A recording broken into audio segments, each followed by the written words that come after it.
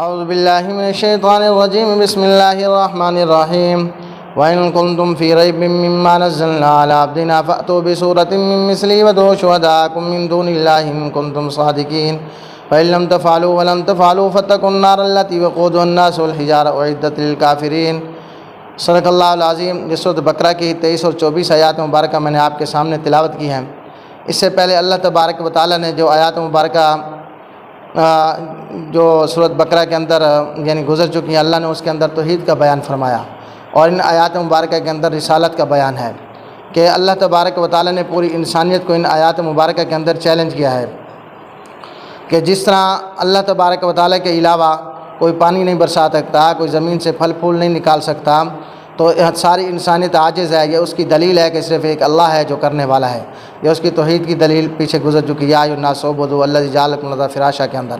اور اسی طرح اس کے اندر یعنی یہ دلیل ہے کہ اس قرآن جیسی کوئی ایک آیات، کوئی ایک لفظ، کوئی ایک صورت بنا کر نہیں لا سکتا، تو یہ بھی ایک معجزہ ہے، تو یہ بھی اللہ کی طرف سے، یہ اللہ کا کلام ہے، انسان کا بنایا ہوا نہیں ہے۔ تو نبی پاک صلی اللہ علیہ وسلم کی طرف سے یہ کلام پاک نہیں ہے، بلکہ اللہ کی طرف سے بیان ہوا۔ آپ صلی اللہ علیہ وسلم نے امت کو پہنچایا کہ اللہ کے یہ احکامات ہیں جو انسانیت کے لیے ہیں، جس کے اندر رہنمائی موجود ہے۔ تو اس لیے اس قرآن کے چیلنج کو پوری انسانیت کو یہ کیا گیا، اور کسی نے بھی قبول آج تک نہیں کیا۔ اس روشن خیال زمانے کے اندر بھی، اس ٹیکنالوجی کے دور کے اندر بھی اس چیلنج کو کوئی بھی قبول نہیں کر سکتا، نہ مقابلہ کر سکتا ہے، اس لیے کہ یہ قیامت تک کے لیے یہ جو ہے نا قرآن پاک ہے، اور قیامت تک کے لیے اللہ تبارک و تعالیٰ نے یہ چیلنج دیا ہے۔ تو اس آیات کے اندر ان چیلنج کا بیان ہوا، اور یہ رسالت ان کے اندر ثابت کی گئی کہ یہ قرآن نبی پاک صلی اللہ علیہ وسلم کے اوپر اترا، تو وہ آپ علیہ الصلوۃ والسلام آخری نبی ہیں۔ ترجمہ سننے کے بعد انشاءاللہ واضح سمجھ میں آ جائے گی۔ اللہ ہمیں سمجھنے کی عمل کی توفیق عطا فرمائے۔ فرمایا وَإِن كُنتُمْ فِي رَيْبٍ مِّمَّا نَزَّلْنَا عَلَىٰ عَبْدِنَا فَأْتُوا بِسُورَةٍ مِّن مِّثْلِهِ وَادْعُوا شُهَدَاءَكُم مِّن دُونِ اللَّهِ إِن كُنتُمْ صَادِقِينَ۔ اور اگر تم کو اس کتاب میں جو ہم نے اپنے بندے محمد عربی صلی اللہ علیہ وسلم پر نازل فرمائی ہے کچھ شک ہو، تو اسی طرح ایک صورت تم بھی بنا لاؤ، اور خدا کے سوا جو تمہارے مددگار ہوں ان کو بھی بلا لو اگر تم سچے ہو۔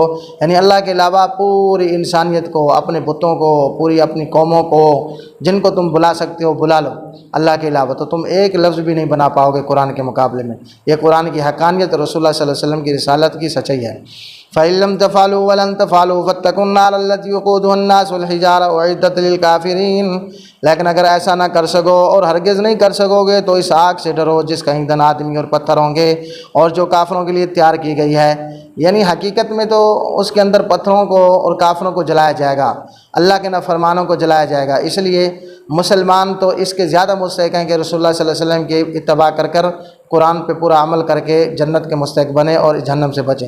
خام خواہ تم جہنم کا ایندھن نہ بنو اور جہنم کے اندر نہ جلو، وہاں تو پتھر جلائے جائیں گے، نافرمانوں کو جلایا جائے گا، تم نافرمانوں میں شامل ہو کر جہنم کے مستحق نہ بنو۔ اس لیے قرآن کے مخالف نہیں، قرآن کے موافق ہو کر قرآن پہ عمل کریں۔ اللہ رب العالمین ہمیں سمجھنے کی، عمل کی توفیق عطا فرمائے۔ وآخر دعوانا